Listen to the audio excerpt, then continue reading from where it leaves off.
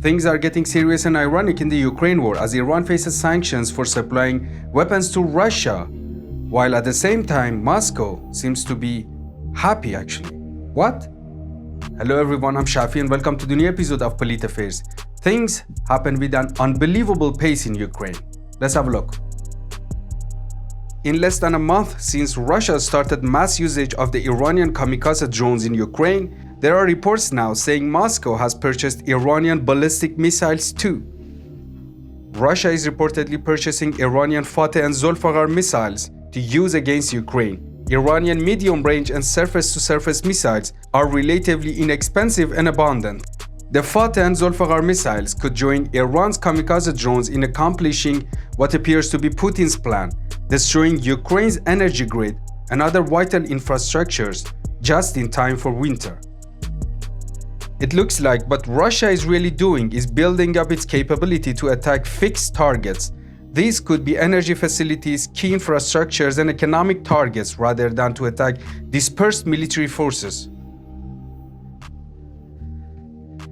In other words, Iran's missiles would not be an answer to the US-provided HIMARS systems, which Ukraine is using against Russian military targets and even Russian cities. What Iran's missiles do have going for them is their range and accuracy. Russia's Iskander system has a range of more than 300 miles.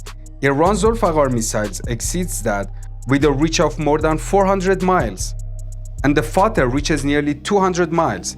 And all of this far exceed the limits of the HIMARS system of the US, which is being supplied to Ukraine and has a range of around 50 miles. HIMARS is capable of hitting targets 3 times that distance, which would allow Ukraine to reach targets within Russia, but the US isn't providing that capability to Ukraine out of the fear of provoking Putin. Meanwhile, Russia, from its own territory and from launchers at sea, has been able to hit targets in every part of Ukraine. Actually, Russia has a limited supply of more advanced, more accurate, longer-range ballistic missiles. And this is what it can remedy by these Iranian ballistic missiles, which, by the way, have already proven to be extremely accurate. Western experts say that sanctions are making it difficult for Russia to replenish its dwindling missile supplies, and Iran has a large inventory of these systems, has supplied them in large numbers to other areas like Houthis in Yemen and Hezbollah in Lebanon, and probably is going to be selling them at a fraction of the cost in significant numbers to Russia that will cost Russia to replace its own more advanced systems. Besides, based on reports, Russia has also purchased new and more powerful drones from Iran.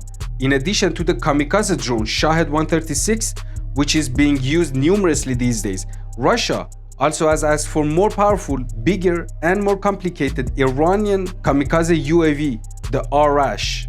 Now, in case of Iran, Tehran has many reasons to sell them to Russia, from real war experience to the prestige, the money it gets, and also helping an ally. But yesterday, I saw a report from Iranian Foreign Ministry that implied one more reason. Tehran is somehow playing with the West on the nuclear deal too. It seems to me if US and Europe were ready to reach a deal with Iran, the Islamic Republic was ready to call off any support of Russia. This is like the game Saudi Arabia is playing with the US.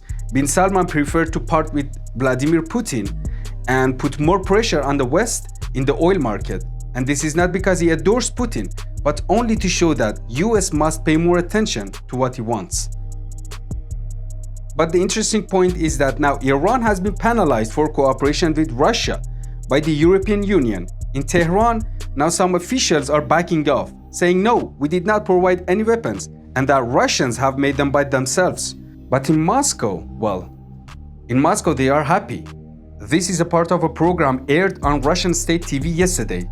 Период и в постсоветский период. Но сейчас мы видим, что Иран сделал достаточно серьезный политический выбор. Он попадает под санкции. Европейский Союз эти санкции сейчас, собственно, выносит. 5 декабря, соответственно, наступит время запуска официального 6 и 8 пакетов санкций. И мы тоже ждем, как это будет происходить. Но то, что Иран останется под санкциями, они еще раз ужесточатся, для нас, будем откровенны, это хорошие новости. На перспективу нам тоже приходится включаться в совместные экономические отношения.